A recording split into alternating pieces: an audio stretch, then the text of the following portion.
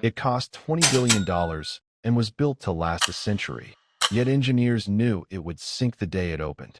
The entire island is a waterlogged geological sponge that demands constant, secret microsurgery to keep its runways perfectly flat. This isn't a failure of engineering.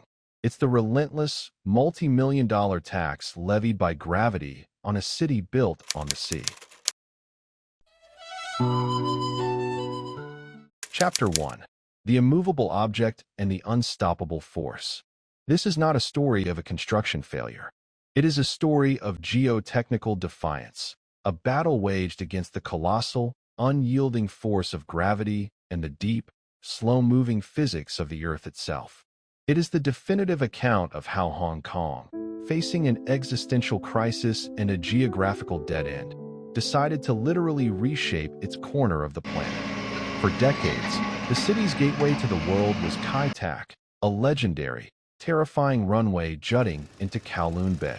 It was famed for the heart-stopping checkerboard approach, which demanded a sharp, 47-degree bank turn at just 600 feet, threading the needle between mountains and the dense, vertical canyons of Kowloon's apartment blocks. It was a romantic, defining image of the city, but by the 1980s, it was a choke point. Its single runway was maxed out, and noise regulations meant it could not operate 24 hours a day. The limitations of Kai Tak were, quite literally, throttling Hong Kong's ambition.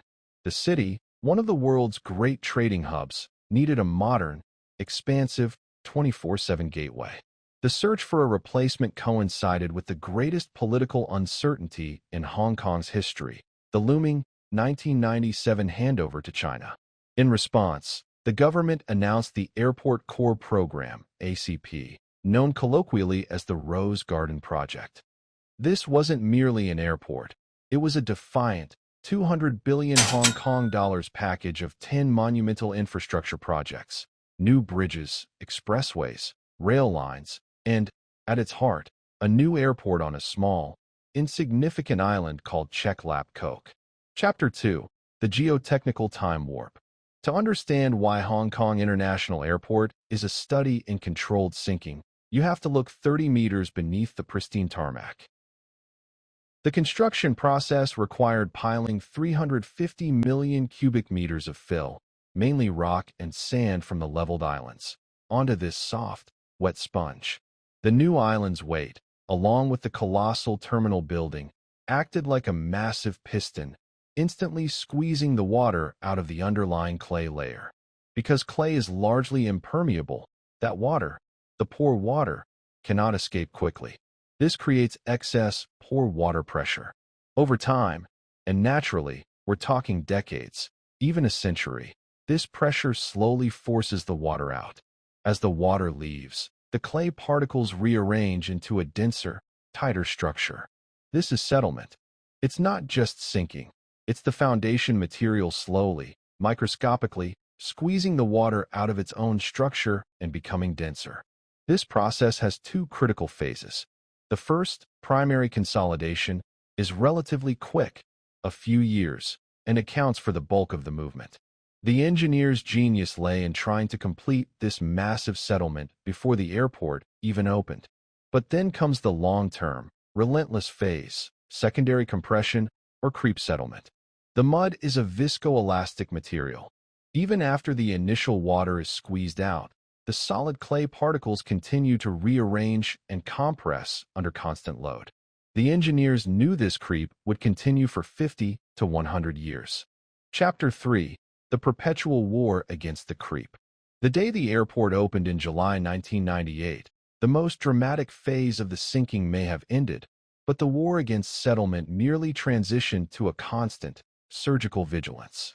The core problem of creep settlement, the slow, decades-long rearrangement of the solid clay particles, had only just begun. Hong Kong International Airport is arguably the world's most intensely monitored civil engineering project. The Airport Authority Hong Kong, AHK, does not rely on simple measuring tapes. Their primary weapon against the ongoing, uneven creep is a constellation of satellites.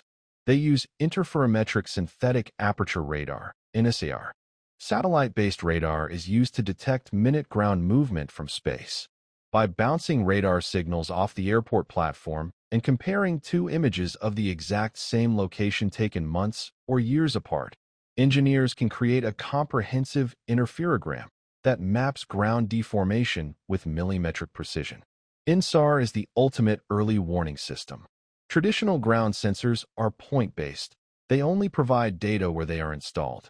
INSAR gives a continuous, sweeping map of the entire 12.5 square kilometer platform.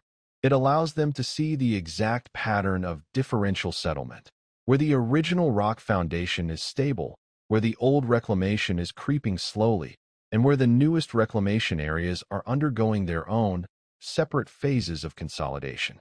This real-time, millimeter-by-millimeter monitoring feeds into a constant, relentless, and costly cycle of maintenance. The goal is to ensure the runway's surface tolerance remains virtually flawless. Aviation safety requires extremely strict limits on the change in the slope of a runway profile, essential for the safety of landing and takeoff, especially in the high winds that frequently sweep across Lantau. Chapter 4. The Unprecedented Third Runway Gambit. The successful management of the original airport platform was a triumph, yet the demands of global air traffic growth proved relentless. The sheer volume of passengers and cargo flowing through the Pearl River Delta required an ultimate solution, a third runway system. This massive expansion, completed in phases by 2024, meant reclaiming another 650 hectares of the sea. The story of Czech Lap Coke is the story of Hong Kong itself, a structure of immense ambition, built on a foundation of profound uncertainty, existing by constantly adapting, constantly adjusting, and constantly investing to defy the deep, slow forces of the Earth. If you enjoyed this video, join us in uncovering billion, trillion-dollar projects and mega-project failures every week. To make sure you don't miss a single disaster, hit the subscribe button, like, comment, and click the notification bell. Thank you for watching. See you in the next video.